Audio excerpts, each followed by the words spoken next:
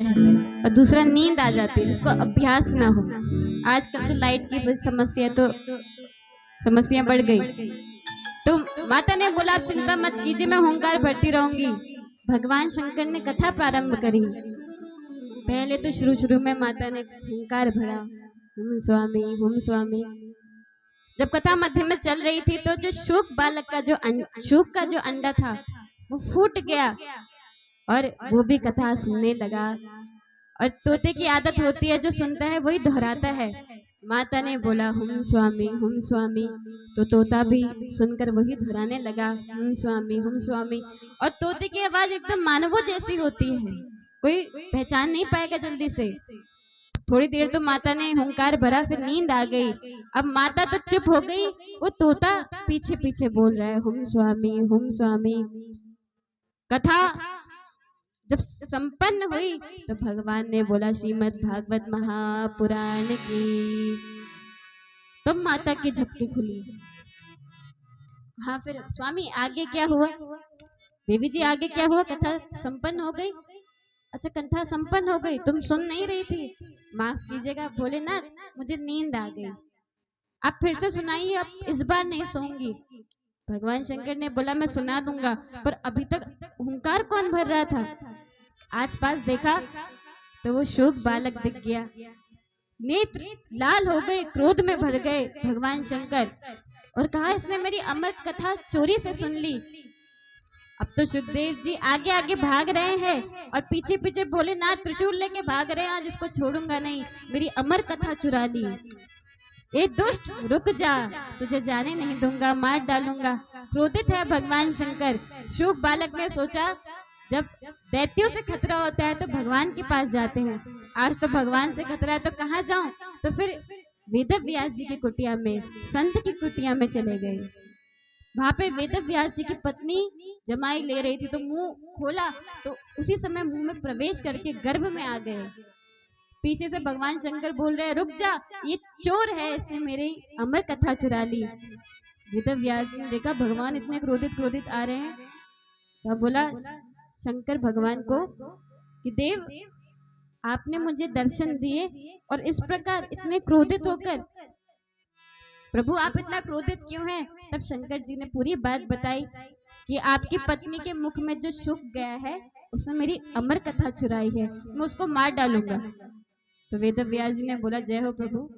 क्रोध में भगवान भी भूल गए, अरे जब अमर कथा सुन ली तो मारेंगे कैसे?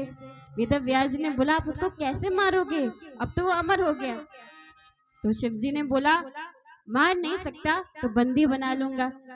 वेद व्यास जी ने बोला ओह भाग्य उसके, अरे मुनि जन तपस्वी इतनी कठोर तपस्या करके आपकी एक झलक पाते हैं, और उस बालक का भाग्य देखो, आपके मुख से कथा सुनी और आपकी ही छत्र छाया में रहेगा, धन्य भाग है उसके।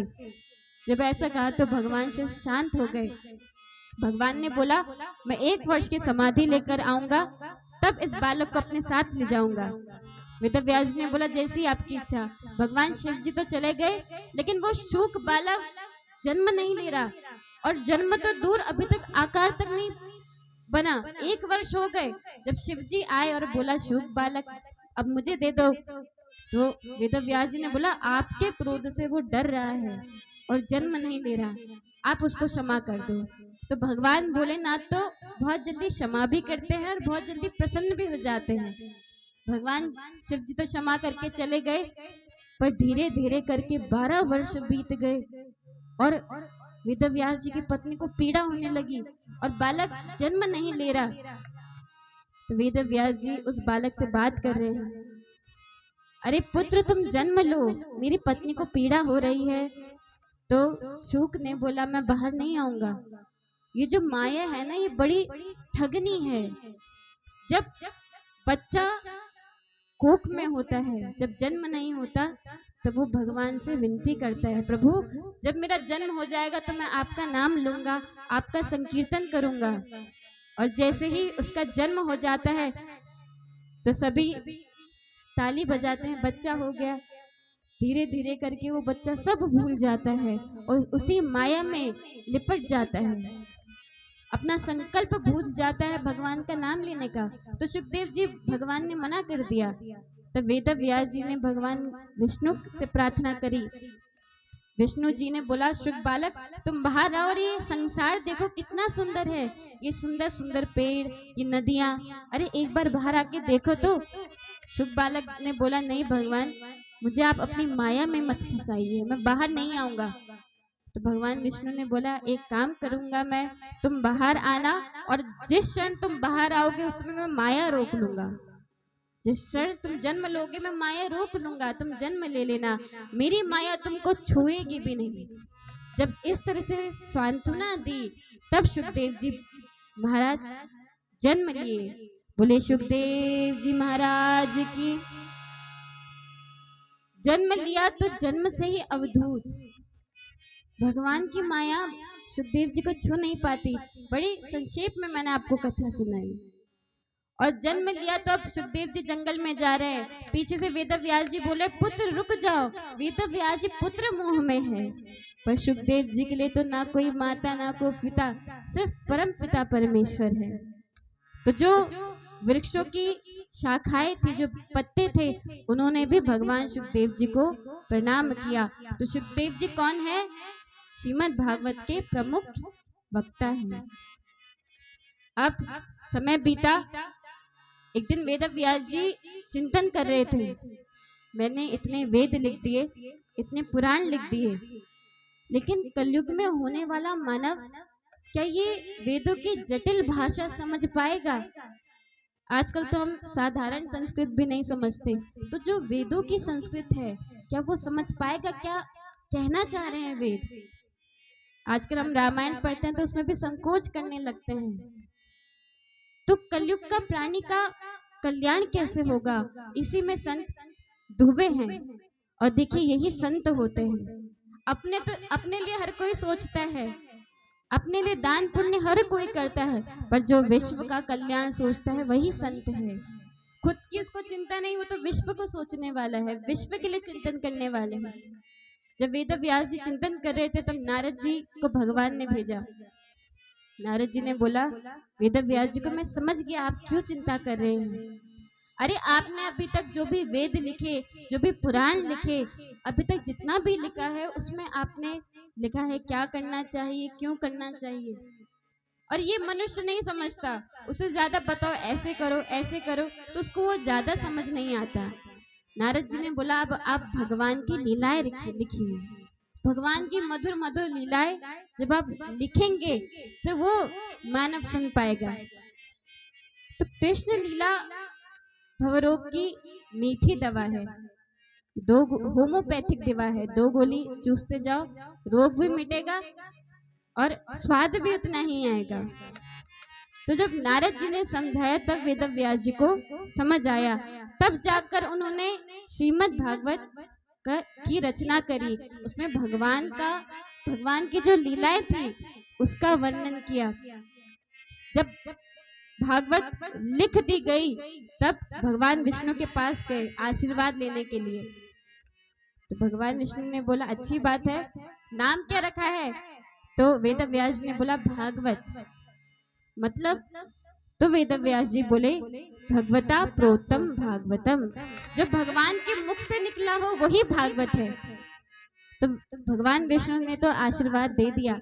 बगल में लक्ष्मी जी बैठी थी, तो लक्ष्मी जी को कहा, आप भी आशीर्वाद दीजिए। लक्ष्मी जी ने बोला, ऐसे कैसे आशीर्वाद दूं? अरे मेरा नाम भी तो होना चाहिए। तो फिर वेद व्यास जी ने बोला, नहीं नहीं माता, आपका भी नाम है। भागवत का अर्थ क्या हुआ?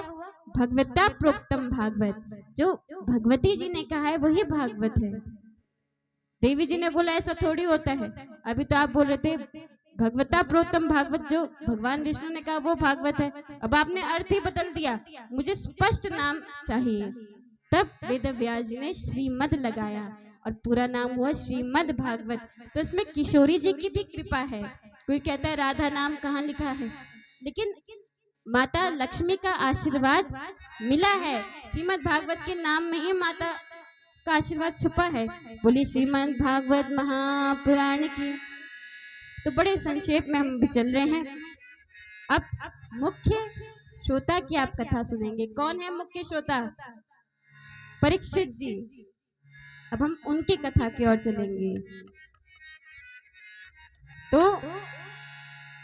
युद्ध का समय है, महाभारत समाप्त हो गया और महाभारत जब समाप्त हो गया तो रणभूमि में दुर्योधन पड़ा हुआ है अधमृत अवस्था में। ना तो प्राण छूट रहे हैं और ना तो जीवन दान मिल रहा है। और देखिए यही पापी की दुर्गति होती है। जीवन भर कितना पाप किया। अरे भगवान स्वयं जहाँ थे उनको समझाने के लिए, तभी भी वो पापी समझा नहीं। और आज अंत समय आया है तो प्राण नहीं जा रहे, पीड़ा हो रही है, कष्ट हो रहा है। दूर से खड़े अश्वत्थामा ने देखा मेरा मित्र पीड़ा में है, भाग कर आया। अरे मित्र, तुम्हारे प्राण क्यों नहीं जा रहे? तुम्हें इतना कष्ट हो रहा है, मैं देख नहीं पा रहा, मुझे बताओ मैं तुम्हारे लिए क्या करूं? दुर्योधन ने बोला मेरे प्राण नहीं जाएंगे। अरे हम 100 भाई थे, 100 के 100 मारे गए और वो केवल 5 पांडव थे, उनमें से एक भी नहीं मरा।